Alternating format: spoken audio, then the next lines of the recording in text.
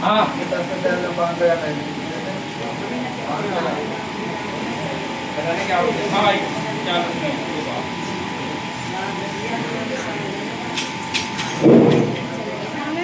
श्रवण गुरुदास महाराज की, संत श्रवण गुरुदास महाराज की, संत श्रवण गुरुदास महाराज की, स्वामी समरदास महाराज की, स्वामी समरदास महाराज की, स्वामी समरदास महाराज की। आज के सत्संग की, आज के सत्संग की गुरु सोमनाथ महाराज की, गुरु सोमनाथ महाराज की, गुरु सोमनाथ महाराज की। आज सारानगर में जो 7 सितंबर 2025 को सत्संग की नियत तिथि रखी हुई है। हर महीने सत्संग का कार्यक्रम होता रहा है और लगातार होता रहेगा। उसी क्रम में आज यहाँ पर सत्संग है और लोग बहुत लेट आ रहे हैं, लेकिन काफी संख्या हो चुकी है। और आज जो है मैं बताऊं आपसे कि अभी वर्तमान की परिस्थितियां क्या है। अभी गुरु जी ने बताई बहुत सारी बातें, तो मैं एक सामाजिक कार्यकर्ता होने के नाते बताना चाहता हूं, क्योंकि मुझे भी पूरे दिन कोई काम नहीं है, सिर्फ समाज के बीच घूमना है। हर रोज कुछ लोग यहाँ जानते होंगे साथी, और कुछ कहने भी यहाँ होंगी तो जानती होंगी। अभी क्या है, आज जैसे देश के अंदर माहौल बना है, मैं उसी पर अपनी बात करूंगा। साथ ही जो परिवारों में विखंडन हो रहा है, विखंडन कैसा हो रहा है, तमाम बहन बेटियों की शादी हो रही है और शादी होने के साथ साथ मैं देख रहा हूँ कि तमाम शिकायतें हमारे पास महिला थानों में तमाम और दूसरी जगहों पर जा रही है। तो मैं कहना चाहूंगा अपनी बहनों से, अपनी माताओं से कि घर में अपनी बेटियों को बहुत अच्छे से परिवार को चलाना सिखाएं। परिवार कैसे चलता है, परिवार में कैसे व्यवस्थित होती है चीजें, वो सारी बातें बताई जाएंगी। और वो सारी बातें हमें धर्म से मिलती है, हमें गुरुओं के संस्कार से मिलती है। और अगर गुरु के संस्कार और धर्म हम अपने बच्चों को नहीं बताएंगे तो मैं समझता हूँ कि आने वाले समय में हमारे घर, हमारे परिवार और टूटे के कगार पर रहेंगे और टूटेंगे। तमाम लड़की, तमाम बिटियां हमारी घर पे बैठी हुई है, तमाम बिटियां आत्महत्या कर रही हैं, तमाम बिटियां रोज पिट रही है, छिप रही है।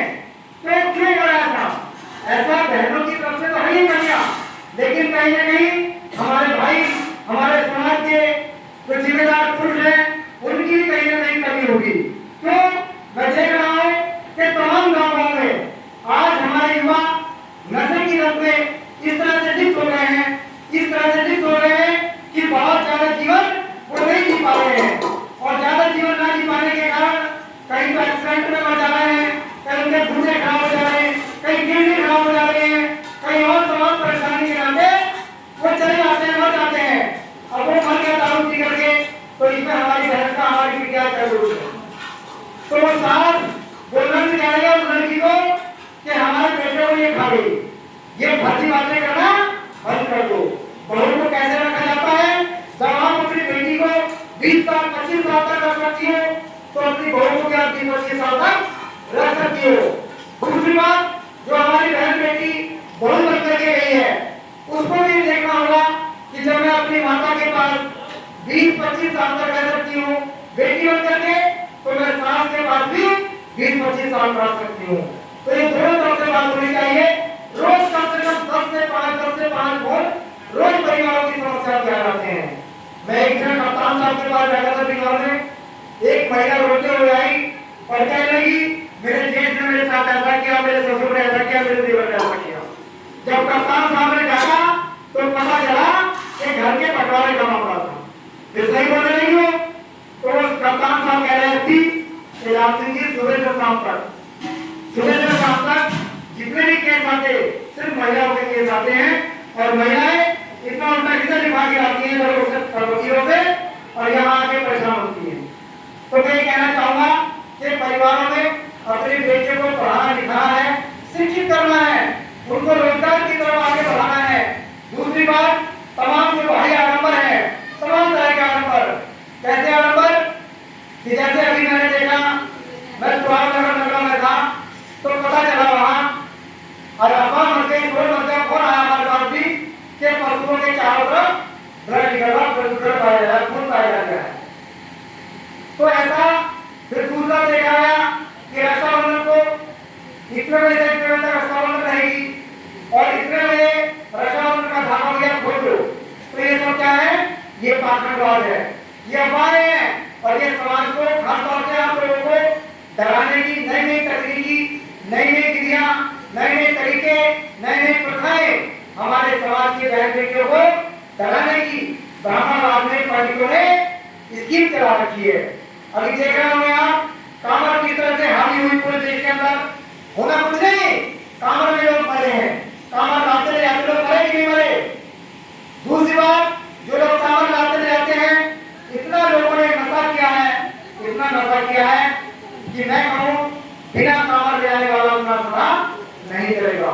तो मेरा मतलब कहने में है, कामर की नीति और क्या हुआ, और गणेश को विसर्जन करने का कार्यक्रम चल रहा है, गणेश को विसर्जन करने का। तो ये बेवकूफ मूर्खों की भीड़ है। किसकी भीड़ है? ये मूर्खों की भीड़ है। उस मूर्खों की भीड़ से आपको अलग होना है। यही तो रविदास जी ने कहा था कि हमें पागलपंथियों की भीड़ से अलग रहना है, और जो रास्ता संत रविदास जी ने बताया उस रास्ते पर हम लोग नहीं चल रहे। मैं देख रहा हूँ बिहार में, कल हम धामपुर क्षेत्र में थे तो महिलाएं अपने ऊपर तरह तरह के रंग डाल करके, गुलाल डाल करके लोगों ने भी, और वो उसकी मूर्ति की ढोके जा रहे हैं, ढोल जमातों के साथ। अरे भैया, 10 दिन आपके घर में रखी मूर्ति और आज उसको टिकट बनाए क्या? आज उसको तालाबों में, आज उसको तमाम नदियों में, तमाम तरह के हाँ पढ़ा लिखा है, हम बुद्धिमान नहीं, पढ़ा लिखा जो बड़े पढ़े लिखे लोग हैं। तो हमें ऐसे मूर्खों से, पढ़े लिखे मूर्ख कहेंगे, ऐसे पढ़े लिखे मूर्खों से अलग रहना है। और ये सारी बातें कौन बताते हैं? इस देश के पंडित, जो मात्र 3% पंडित है इस देश के, वो यहाँ के मंदिरों को अपनी दुकान बनाए हुए हैं और उन दुकानों में जो चढ़ावा आता है उस चढ़ावे का वो धंधा बनाए हुए हैं। इसलिए मैं कहना चाहता हूँ कि जहाँ भी कहीं मंदिरों में जाना हो, जहाँ भी कहीं दर्शन करने जाना हो, पैसा नहीं करना मंदिरों में। जहाँ दान देना हो, संत रविदास जी के, बाबा साहब के मिशन में हम जैसे लोग जो 24 घंटे आपका काम कर रहे हैं, हमें दीजिए। मैं देखता हूँ सुबह से शाम तक, सुबह से शाम तक हमारी बस्तियों में 4 से 5 भीख मांगने वाले आ जाते हैं। 100-200 ग्राम एक आदमी को लोग भीख देते हैं। तो मुझे बताओ बहनों, वो कौन से भिखारी आपके बच्चों की, आपकी या आपके परिवार की, आपके जनरेशन की, आपकी नौकरी की, आपके विकास की कौन सी लड़ाई लड़ रहे हैं? मुझे बताइए, विकास लड़ रहे हैं, आपके विकास की लड़ाई लड़ रहे हैं, आपके बच्चों की लड़ाई लड़ रहे हैं, आपकी भलाई के लिए काम कर रहे हो? नहीं। कई बार मेरे घर आते थे लोग, जय भोले की, जय भोले की, मत क्या किए कि आटा दे दो। हमने कहा नाम भोले का ले है, आटा हमसे मांग रहे हैं, बड़ा हराम ज्यादा बन तो इतना सामने देता था, मैं बहुत कुछ कहता था, लेकिन अब लोगों ने आना बंद कर दिया हमारी गली में। और हमारी अम्मा अब तो चले बहुत डांटती, मुझे मेरा मां डांटता नहीं है। तो मैं आप सब लोगों से कहना चाहता हूँ, आपके बच्चों की, आपकी जो लड़ाई लड़ रहे हैं हम जैसे लोग, जो आप आटा छानते हो चलने से जो भूसा निकलता है, उस भूसे को इकट्ठा करके 30 दिन तक उसको बेच करके हम जैसे लोगों पर कैसा करते हैं। आपकी लड़ाई लड़के 24 घंटे लड़ रहे हैं, बोलने को मालूम है यहाँ भी कुछ साथी बैठे हुए हैं। दूसरी बात, आपके लिए नेतृत्व का नामो निशान मिल गया है। अभी देखा हमने डॉक्टरी की जो फील्ड की जहाँ से डॉक्टर होते हैं, मायावती जी ने 4 कॉलेज ऐसे खोल दिए थे कि केवल वहाँ शेड्यूल कास्ट के लोगों को रिजर्वेशन मिलता था सीटें। लेकिन इस बार सरकारों ने आपके रिजर्वेशन को रोक दिया और अगले साल पूरी तरह रोक दिया जाएगा। तो मैं कहना चाहूँगा, बच्चों की शिक्षा को लेकर के स्कूल बंद हो गए, कितने स्कूल बंद है? तो जवाब बताओ, कोई बहन हमारे बताए कि यहाँ पर कितने स्कूल बंद कर दी? प्राइवेट स्कूल कितने बंद कर दी दीवार के अंदर? नहीं पता। सरकारों का उद्देश्य हो रहा है प्राइवेट स्कूल चलेंगे, सरकारी स्कूल बंद हो जाएंगे। लगभग 269 स्कूल से ज्यादा बिनौर के स्कूल बंद कर दिए गए। और सरकार का उद्देश्य आगे क्या है? पूरे जनपद बिनौर के, पूरे उत्तर प्रदेश के, पूरे भारत के सरकारी स्कूल बंद कर दिए जाएंगे आने वाले 2-4 सालों में। फिर क्या करेंगे पढ़ाने के लिए? Private school. प्राइवेट स्कूल वाले कहेंगे कि हम भाई 2000 रुपए देंगे बच्चे के, और हमको डेली मांगे 2000। सरकारी स्कूल बंद हो जाएंगे। फिर कहाँ पढ़ाओगे बच्चों को? कहाँ पढ़ाओगे? कोई स्कूल खुला आपने? नहीं कोई खोला स्कूल आपने? नहीं खोला। अपने खोलेंगे नहीं, सरकार बंद कर देगी, और जो सरकार के आदमी है उनके प्राइवेट स्कूल चलते रहेंगे। जिसके पास पैसा हो पढ़ा लो, जिसके पास पैसा हो अपने घर पे ला लो। तो मैं ये कहना चाह रहा हूँ कि आपकी शिक्षा व्यवस्था को इस देश के अंदर रोकने का काम किया जा रहा है। नौकरी आपके बच्चों की रोक दें। हमारी माताएं बहुत सारी कहती हैं, वो कहती है मेरे बेटे बहुत पढ़ता है लेकिन नसीब में नहीं है। नसीब क्या करेगा? भाग्य क्या करेगा? जब नौकरी निकाली नहीं सरकार तो भाग्य का नसीब कहाँ आएगा? पहले नौकरी निकलेगी, एग्जाम देगा आदमी, उसके बाद भाग्य का और नसीब का काम होगा। तो मैं ये कहना चाह रहा हूँ कि जब ऐसी कई समस्या होती है, ऐसी तमाम चीजों पर हमें ध्यान देना होगा। स्कूल खोलने होंगे छोटे छोटे 8वीं क्लास, 10वीं क्लास, 5वीं क्लास तक के। दूसरी बात यह है, तमाम अभी पार्कों में मैं देख रहा हूँ 500 का होता है भी, वहाँ पे एक बहुत बड़ा पार्क है बाबा साहब का, गौतम बुद्ध का। वहाँ के नगर पालिका चेयरमैन उसको बदल के और शिव जी की मूर्ति रखने का ऐलान किया। तमाम लोगों ने मैंने क्या करके वहाँ धरना दिला दिया। खैर वो चेयरमैन वहाँ की जो पंडित महिला थी उसने अपना प्रस्ताव वापस दिया।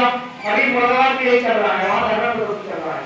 तो मेरा कहने का तात्पर्य है कि जो भी समस्या समाज के सामने क्रिएट होती है, समाज के सामने आती है, तो मेरी बहनों, मेरे भाइयों, मेरे बुजुर्गों, आप उन समस्याओं में भी शामिल होने का काम करें। अगर शामिल नहीं होंगे तो आपके हक, आपके अधिकार आपसे छीन लिए जाएंगे।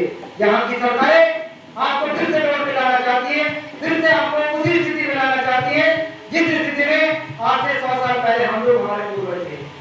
रही बात चुनाव की, तो चुनाव में हमने ऐलान किया है, हमें ये नहीं बताना कि वोट किसको देना है, ये आपको सब जानना है, सब जानकारी रखनी है। हमने तो ऐलान ये किया है, बेटी बचाओ वोट बचाओ, बेटी बचाओ वोट बचाओ, बेटी की तरह करे वोट की रक्षा, बेटी की तरह करे वोट की रक्षा। जैसे आप लोग अपनी बिटिया की रक्षा करती हो, बिटिया की देखभाल करती हो, वैसे ही आपको अपने वोट की देखभाल करनी है ना? बिटिया किसी कबाड़ी को, अपराधी को है नहीं देगा, वैसे ही आपको अपना वोट किसी को भी नहीं दे देना है। किसको देना है? जो हमारे मान सम्मान की बात करेगा, जो हमारे महापुरुषों की इज्जत करेगा, जो हमारे अधिकारों की बात करेगा, जो हमारी नौकरी, हमारी शिक्षा, स्वास्थ्य की बात करेगा, हमें उसको वोट करनी है। और ये बता दूंगा आपसे, बहुत कम समय की बात है कि अगर भविष्य में आने वाले समय में आपका वोट बचा तो बिटिया बचेगी, और अगर वोट नहीं बचा तो फिर बिटिया नहीं बचेगी। क्योंकि बाबा साहब ने आपके वोट की वकालत लंदन जाकर के की थी। याद होगा आप लोगों को, आपके वोट को तब हासिल हुआ जब बाबा साहब ने लंदन से आपके वोट की वकालत की थी। और वो वकालत कैसे की थी? अपने बच्चों को मरा हुआ छोड़ करके घर पे तब जाकर के लंदन गए थे, और ये कहा अपने बड़े भाई से कि आज तो एक मरा है, अगर मैं लंदन नहीं गया तो फिर लाख मरेंगे। इसलिए उस वोट की कीमत को पहचानो। आप सब लोगों को आने वाले समय में ग्राम पंचायत के चुनाव है, प्रधानी के चुनाव है, जिला पंचायत पीडीसी के चुनाव है। तो मैं ये कहना चाहता हूँ कि शराब में, मीट में, मच्छरदानियों में, साड़ियों में, मिठाइयों में हमें वोट नहीं देना। इन सारे स्वार्थों से ऊपर उठकर के वोट देना है, और वोट हमें अपने बच्चों के भविष्य के लिए, अपने देश के, अपने प्रदेश के विकास के लिए वोट देना है, भीख के लिए वोट नहीं देना। क्योंकि बाबा साहब ने ये वोट का अधिकार हमें भीख मांगने के लिए नहीं, इस देश का हुक्मरान बनने के लिए देता, और आज तक हम 70-80 सालों में बात नहीं समझ पाए। इसलिए अपनी बात को ध्यान दे रहा हूँ। बस मैं यही कहना चाहूंगा कि अपने बच्चों को पढ़ाने का काम करोगे, और जो पढ़े बच्चे पढ़ाइए, जो नहीं पढ़ाए कम पढ़े हैं उनको रोजगार सिखाइए, हाथ में दस्तकार बनाइए। मोटरसाइकिल है, कार है, साइकिल है, फोन है, तमाम ऐसे काम है जिनको आप करा सकते हो। आप देख रहे हो मुस्लिम समाज के बच्चे अपने कारोबार पर रह जाते हैं, और हमारे बच्चे 25-30 साल तक शादी करने के बाद भी काम नहीं, कोई काम नहीं अपनी मजदूरी का काम देखते हैं। इसलिए बहनों, बच्चों को काम सिखाने का काम करें, मैं यही कहना चाहूंगा। और जब कहीं यहाँ अधिकार की लड़ाई हो, कहीं आंदोलन हो, आपको वहां पर पहुंचने का काम करना होगा, तब जाकर के आप सब लोगों के सहयोग से इस व्यवस्था को बचा सकते हैं। जैसे बाबा साहब छत्र रविदास जी ने जो व्यवस्था हमें दी, जो हक अधिकार दिए हमें, इसमें और वृद्धि को क्या कर सकते हो आप लोग? अगर इन्हीं को बचा पाओ आप, तो उसी में आपके बच्चों का हित हो जाएगा, भला हो जाएगा, और नहीं तो सारी व्यवस्था आपसे दूर होती जाएगी। अभी लग जाना घर में अनाज है तो रोटी मिल रही है तो दिक्कत नहीं है, लेकिन भविष्य में जब अनाज नहीं होगा, रोटी की व्यवस्था नहीं होगी, और 5 किलो की लाइन, हम लोग 5 किलो की लाइन, 5 किलो राशन के लिए लाइन लगाकर खड़े हो जाते हैं। जब 5 किलो राशन के लिए लाइन लगाकर हम लोग खड़े होंगे, तो जो हमारे बच्चों की डॉक्टरी, इंजीनियरिंग, वकालत पढ़ने के लिए कई लाख रुपए, कई लाख रुपए फीस जाती है, अगर वो फिर में आपके बच्चे एमबीबीएस डॉक्टर बनेंगे, वकील इंजीनियर बनेंगे, तो क्या बुरा होगा? क्या बुरा होगा? क्या होगा? तो फिर उसके लिए लाइन क्यों नहीं लगा रहे आप लोग? यहाँ से जाओगे, स्कूल जाओगे, तो टेंशन लेते हैं, अगर मैंने 7 तारीख को आ जाओ। और भी तो काम है ना, यहाँ से जो सीख के जाते हो, यहाँ पर जो बताया जाता है, उसको कहीं ना कहीं जीवन में उतारना होगा। और जब तक जीवन में नहीं उतारोगे, हम जैसे लोगों ने अपना जीवन बलिदान कर दिया, गुरु जी तमाम बातें बताते हैं और तमाम संत महात्माओं का संदेश है, वो सब देखा जा रहा है, कोई कोई फर्क नहीं पड़ा समाज में, हमें ऐसा लग रहा है। तो आपकी जिम्मेदारी है यहाँ से सीख करके जाकर के अपने आसपास की महिलाओं को, अपने आसपास के बच्चों को ये सारी बातें बतानी होगी जो सत्संग में यहाँ जैसे लोग बता रहे हैं, तभी आगे समाज का उद्धार होगा, तभी समाज आगेगा, और एक साथ एक लाइन में चलेंगे, तब आपको इस देश के अंदर फिर से अधिकार मिलेंगे। अन्यथा बहुत मुश्किल टाइम है, बहुत खतरनाक टाइम होने वाला है, जिसको आप गंभीरता से लोगे तभी समझ आएगी। जय भीम, सतनाम।